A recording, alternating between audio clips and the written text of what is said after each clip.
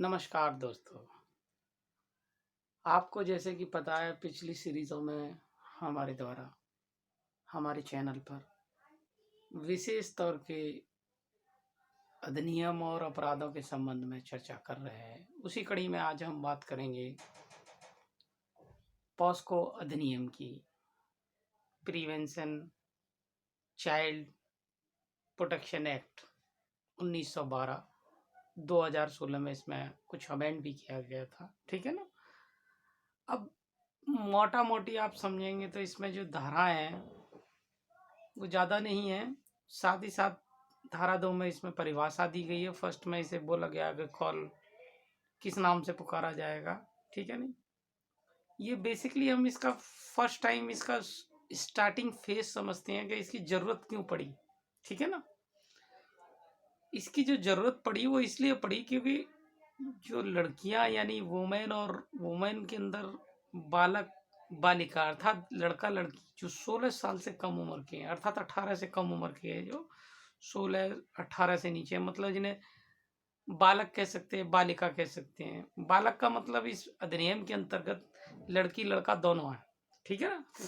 ये नहीं कि कहीं वर्ड बालक या चाइल्ड यूज होता है वर्ड, तो आप केवल ये समझें कि केवल ये लड़की के लिए संबोधन नहीं, नहीं, लड़का लड़की दोनों के लिए संबोधन है चाइल्ड अर्थात बालक, ठीक है ना। इस एक्ट के अधीन इसमें कोशिश किया गया है। इसकी जरूरत इसलिए पड़ गई थी कि अचानक से समाज में लड़की और बच्चों के प्रति अपराधों की संख्या में बहुत भारी वृद्धि होने लगी थी, जिसे देखते हुए भारत सरकार को ये महसूस हुआ कि इस एक्ट की बहुत ही अति आवश्यकता है। तो 2012 में पार्लियामेंट के द्वारा इसे पूरे हिंदुस्तान में पार्लियामेंट के द्वारा पास करके लागू किया गया, ठीक है ना।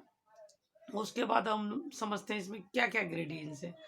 जो पीड़ित पक्ष है खासतौर से जो 18 साल से जितने भी नीचे के बच्चे या बालिका बालक हैं, वो अपनी कंप्लेंट किसी भी थाने में जाके करा सकते हैं और ये स्पेशल कानून के तहत मुकदमा दर्ज होता है, ठीक है।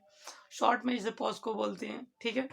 इसमें जो सजाओं का प्रावधान है बहुत ही ज़्यादा है। सबसे पहले हम ये देखते हैं कि इसमें अगर रिपोर्ट दर्ज कराई जाए थाने में, थानेदार रिपोर्ट दर्ज नहीं करता तो फिर आपको क्या करना है, संबंधित बड़े अधिकारियों को से शिकायत करनी है। और वो भी नहीं शिकायत पे आपकी अपराध के संबंध में रिपोर्ट पीड़िता की नहीं लिखते हैं तो आप सीधे माननीय न्यायालय के समक्ष अपनी याचिका प्रस्तुत कर सकते हैं।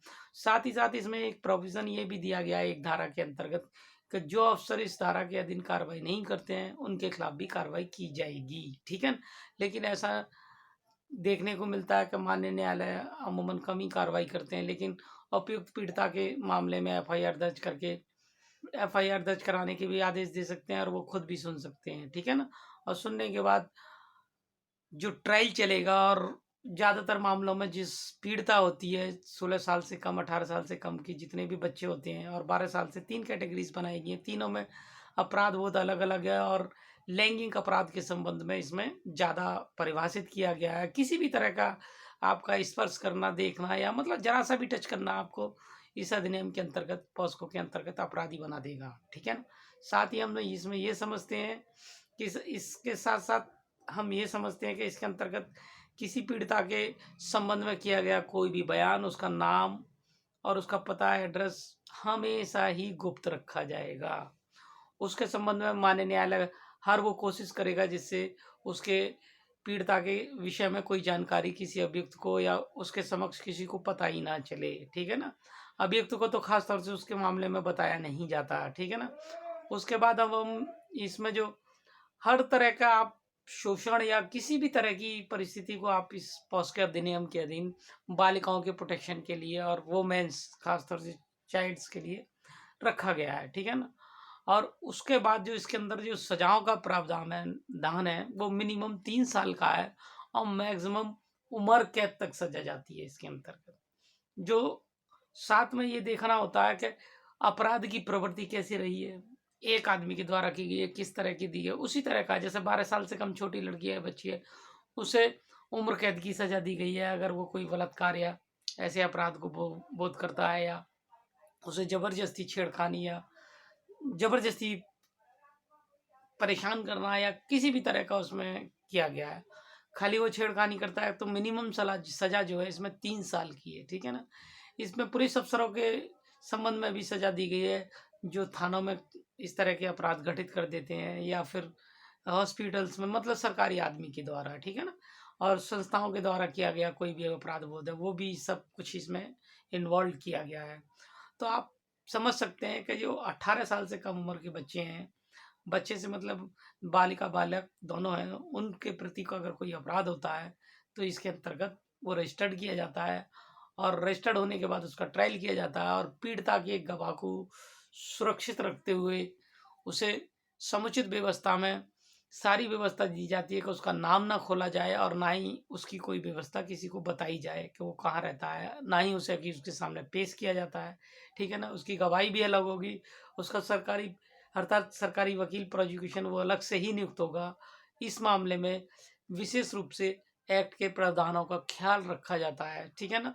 ये अपने आप में हिंदुस्तान का एक वोमेन अर्थात चाइल्ड वोमेन या बॉय वोमेन अर्थात male female women male child के लिए प्रोटेक्शन के लिए ये सबसे बेहतरीन और उत्तम अधिनियम है जिसके अंतर्गत ये कार्रवाइयाँ की जाती हैं, ठीक है ना?